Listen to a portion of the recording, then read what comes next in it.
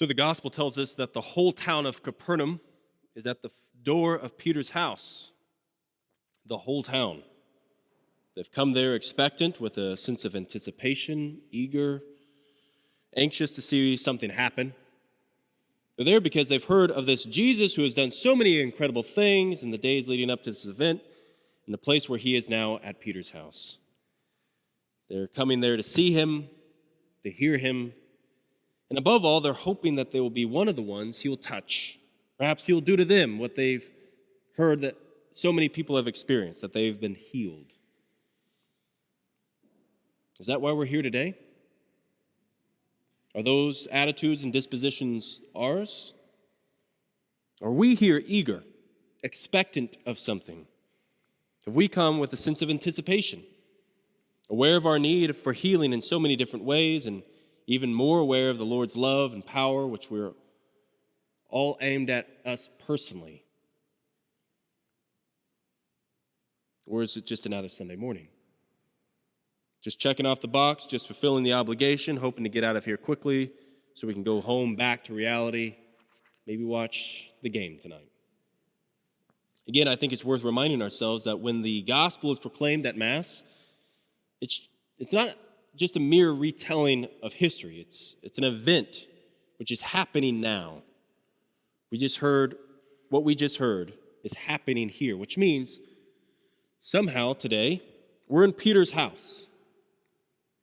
We are here in communion with the Holy Father, Pope Francis, who is the successor of Simon Peter.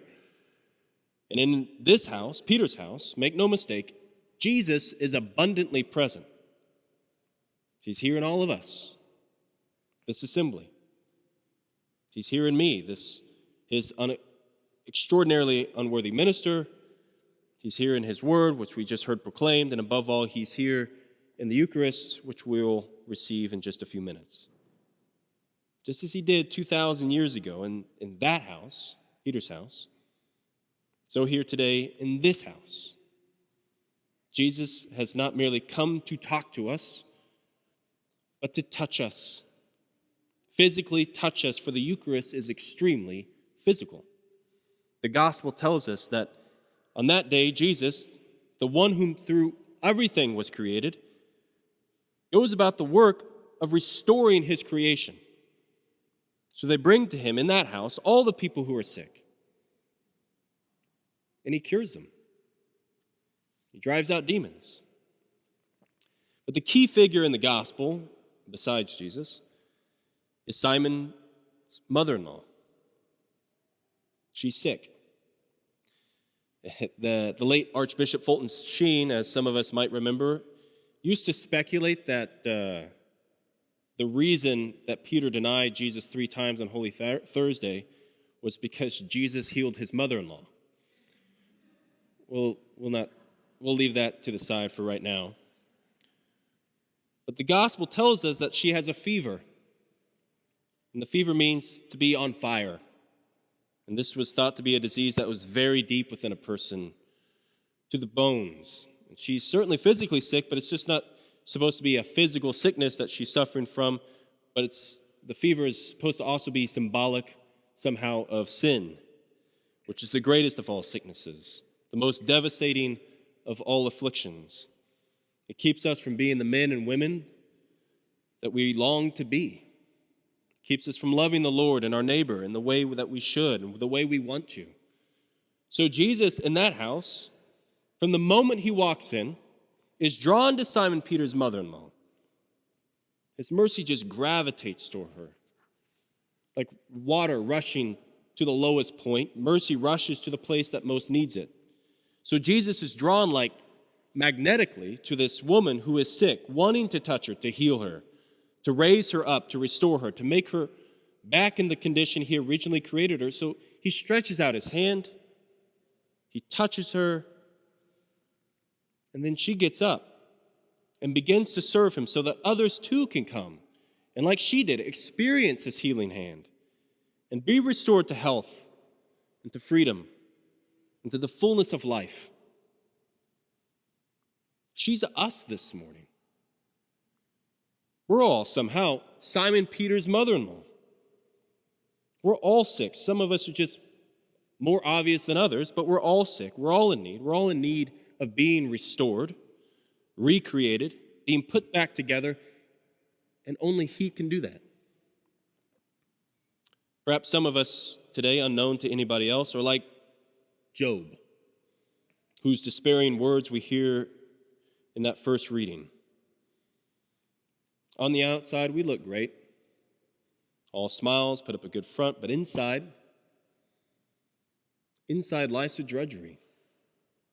It's emptiness and pain and a sense of meaninglessness. How many of us, unfortunately, can say those words that he says at the end, I fear I will not see happiness again. Just as Jesus did in that house, so in this house.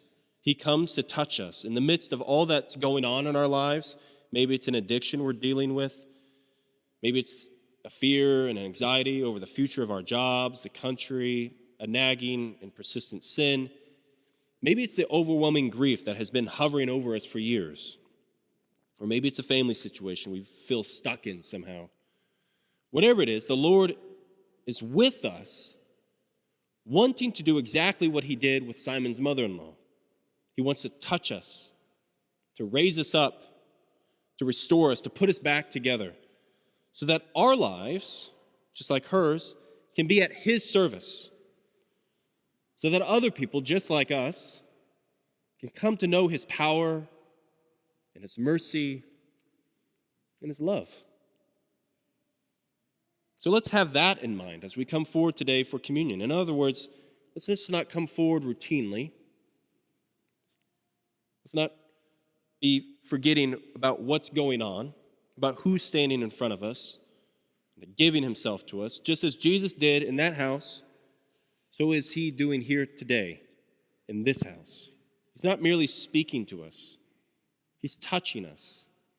He's going to give himself to us to eat so that his power, his strength, his joy, his love, and his peace can be in all of us. That's why he's here. So why are we here? Jesus of Nazareth, the divine physician who once walked the dusty streets of Capernaum, sat down in Simon Peter's house, who touched all the people that were there, who were sick, is in town today. He's come here to Stillwater to meet us. So let's press forward to hear him, to see him, to be touched by him, so that we too may be healed.